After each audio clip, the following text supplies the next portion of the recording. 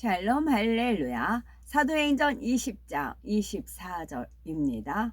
내가 달려 갈 길과 주 예수께 받은 사명 곧 하나님의 은혜의 복음을 증언하는 일을 마치려 하매는 나의 생명조차 조금도 귀한 것으로 여기지 아니하노라. 아멘. 로마서 10장 10절. 사람이 마음으로 믿어 의에 이르고 입으로 시인하여 구원에 이르느니라. 아멘. 로마서 1장 14절. 헬라인이나 야만인이나 지혜 있는 자나 어리석은 자에게 다 내가 빚진 자라. 아멘. 제목은 전도입니다. 복음을 전하는 사명이지요. 사도행전 8장을 보면 주님을 믿는 자들을 핍박했던 사울이라는 청년이 주님을 만나 회개하고 이방인의 사도가 되어 복음 전하는 사명을 어떻게 감당했는지 나옵니다. 사도행전 20장 24절에 나의 달려갈 길과 주 예수께 받은 사명 곧 하나님의 은혜의 복음 증거하는 일을 마치려 하매는 나의 생명을 조금도 귀한 것으로 여기지 아니하노라 고백했지요.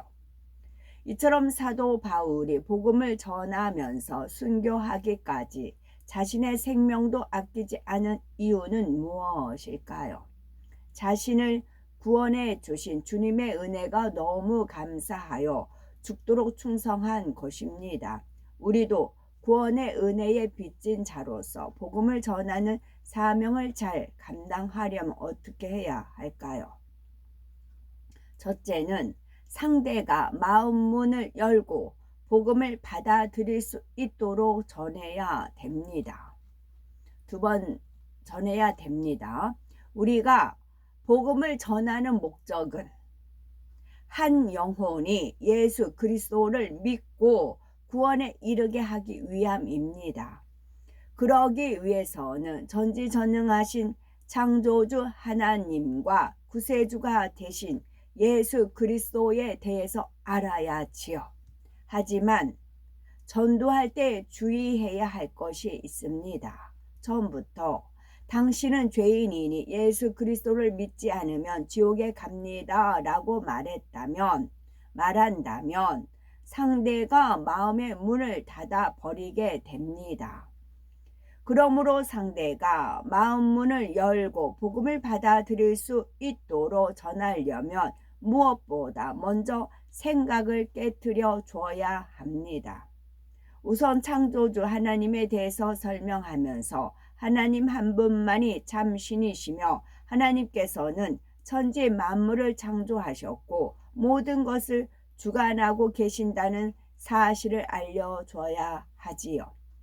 이처럼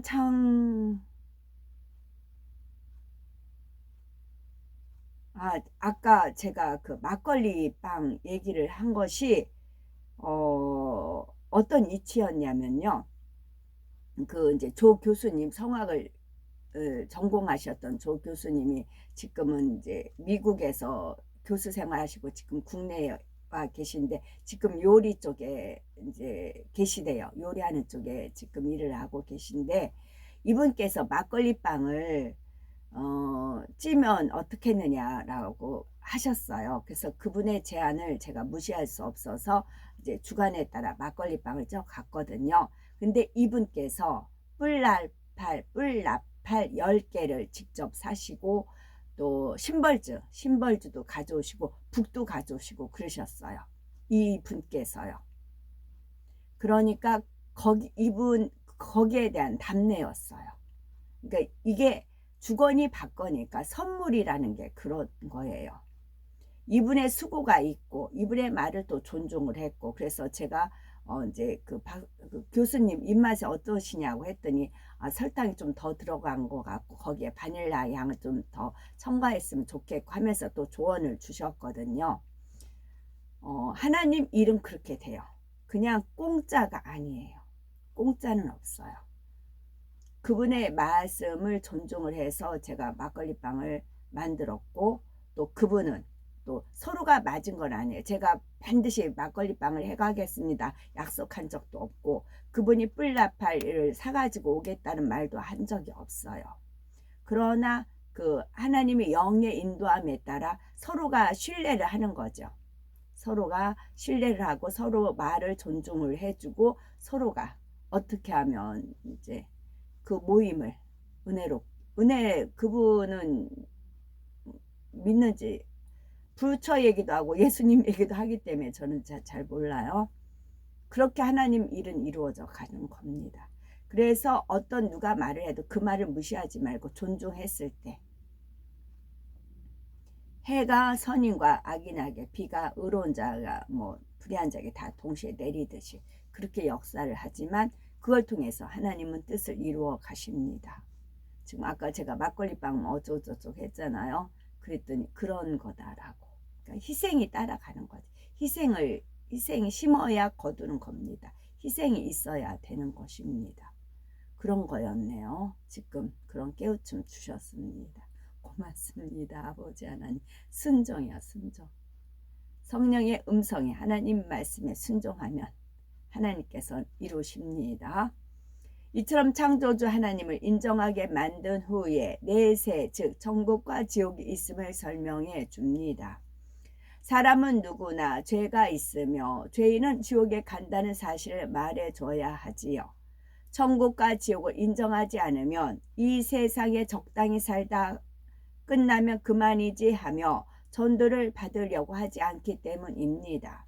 그래서 천국과 지옥이 있음을 분명히 믿을 수 있도록 알려준 후에 죄의 문제를 해결해 줄 수 있는 유일한 방법인 예수 그리스도에 대해서 증거해야 합니다. 하나님의 아들이신 예수님께서 사람의 몸으로 이 땅에 오셔서 참혹한 십자가에 못 박혀 죽으심으로 우리의 구사주가 되신 것, 하나님께서 그를 죽은 자 가운데서 다시 살리심으로 부활 승천하신 것, 때에 이르면 재림하셔서 심판하실 것 등을 전하면 되지요. 이처럼 무엇을 어떻게 전해야 하는지 알았으면 실제로 복음을 전하면 되는데, 막상 복음을 전하지 못하는 경우가 있습니다. 물론 신앙생활의 궁극적인 목적은 구원이요, 주님을 닮은 하나님의 참 자녀가 되는 것입니다. 하지만 이것은 자신에 대한 개인적인 차원의 신앙생활이며, 다른 사람에 대한 더 넓은 차원의 신앙생활이 바로 전도입니다. 내 주변에 있는 사람들도 구원받고 하나님의 참 자녀가 될 수 있도록 전도하며 충성하는 것이 온전한 신앙생활이라 할 수 있습니다. 사도 바울처럼 복음 전파의 사명을 감당해야 하는 이유는, 첫째는 전도는 생명을 구하는 일이요, 우리도 구원의 은혜에 빚진 자이기 때문입니다. 두 번째는 주님의 지상 명령이기 때문이지요. 세 번째는 전도를 통해 하나님의 인간 경작의 섭리와 구속의 사업을 아름답게 마무리할 수 있기 때문입니다. 전도는 생명을 구하는 일이요, 우리도 구원의 은혜에 빚진 자이기 때문이지요. 만일 우리가 어떤 위험에 빠져 살려달라고 애원하는 사람을 보았다면 최선을 다해 구원할 수 있는 방법을 찾아야 할 것입니다. 하물며 우리 주변의 사람들이 구원에 대해서 알지 못하여 지옥불로 들어가고 있다면 자신의 생명을 걸고서라도 구원해 주거나 주변의 도움을 정하여 구원해 주어야 할 것입니다. 이처럼 전도는 영원한 사망으로 가는 영혼들을 영원한 생명으로 건져내는 일이므로 이 세상에서 가장 귀하고 값진 일이라 할 수 있습니다. 우리도 어떤 형태로든 복음을 들었기에 구원의 은혜를 받아 영원한 천국 소망 가운데 살아가고 있으니 전도는 매우 중요하며 전 성도가 함께 감당해야 할 일입니다. 전도서 1장 14, 15절에 보면 사도 바울은 헬라인이나 야만이나 지혜 있는 자나 어리석은 자에게 다 내가 빚진 자라. 그러므로 나는 할 수 있는 대로 로마에 있는 너희에게도 복음 전하기를 원하노라 고백하고 있습니다. 우리 스스로도 하나님께 구원이라고 하는 큰 은혜를 입어 복음에 대해서 빚진 자임을 깨닫는다면 사도 바울처럼 땅 끝까지 복음을 전하지 않고서는 견딜 수가 없습니다. 만일 우리가 복음을 전해도 믿지 않는다면 그 사람은 자신의 죄값으로 인해 멸망에 이르게 될 것입니다. 그러나 전도의 사명을 게을리 함으로 구원받을 수 있는 영혼이 지옥으로 간다면 우리에게도 책임이 있음을 기억하여 사도 바울처럼 불붙는 심정으로 전도해야 합니다. 이렇게 한 영혼이라도 더 구원에 이르도록 하는 것이 바로 구원의 은혜에 빚진 자로서의 당연한 모습입니다. 두 번째는 주님의 지상 명령이기 때문이지요. 마가복음 16장 15절에 보면 십자가의 사랑으로 사망 권세를 깨뜨리고 부활하신 주님께서 제자들에게 너희는 온 천하에 다니며 만민에게 복음을 전파하라 명령하셨습니다. 명령이란 해도 되고 안 해도 되는 선택적인 일이 아니라 어떤 상황 속에서도 반드시 해야 하는 일을 말하지요. 사도의 행전 1장 8절에 승천을 앞두고 오직 성령이 너희에게 임하시며 너희가 권능을 받고 예루살렘과 온 유대와 사마리아와 땅끝까지 이르러 내 증인이 되리라 당부하셨습니다. 이처럼 복음을 전하는 것은 주님의 지상 명령요 마지막으로 남기신 주님의 유언으로서 모든 하나님 자녀에게 주어진 사명입니다. 사도 바울은 고린도전서 9장 16에서 18절을 통해 내가 복음을 전할지라도 자랑할 것이 없음은 내가 부득불 할 일임이라. 만일 복음을 전하지 아니하면 내게 화가 있을 것이미로라. 내가 내 임의로 이것을 행하면 상을 얻으려니와 임의로 아니한다 할지라도 나는 직분을 맡았노라. 그런즉 내 상이 무엇이냐?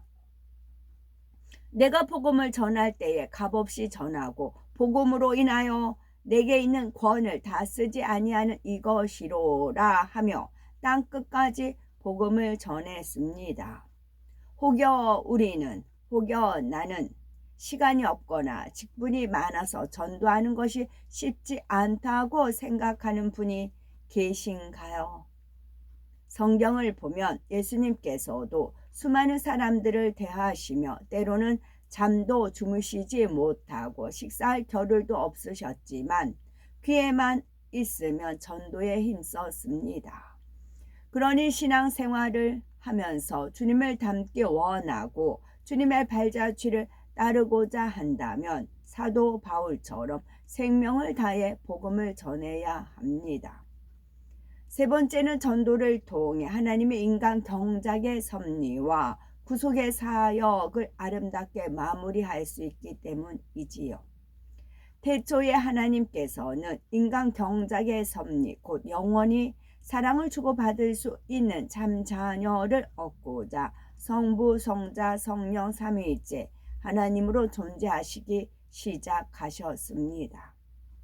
그리고 하나님의 형상을 따라 흙으로 사람을 창조하시고 생기를 불어넣어 생명이 되게 하셨지만 오랜 세월이 지난 후 범죄함으로 아름다운 하나님의 형상을 잃어버리고 점차 짐승과 다를 바 없는 삶을 살게 되었습니다.